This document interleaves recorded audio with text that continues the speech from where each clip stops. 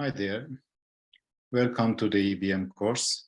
Today, I'm going to discuss the PubMed, how to make a PubMed search and in the context of acquiring the evidence. Why PubMed? Because first of all, PubMed is free of use. And second, it is the most common resource, although there are many other search engines to acquire scientific evidence related to medicine. First, as usual,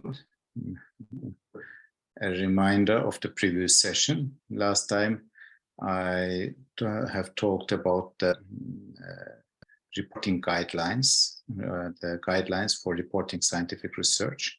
And there are many of them, but these five of them, I would like you to remember and to be able to match with the relevant study type. So stroke, consort, care, agree, and prisma, you should be able to match them with the relevant study type. Okay, if you are not able to do this, please go to the previous session and watch it. Today's objectives are, it's all about the PubMed search, explain and discuss the search methods used in PubMed.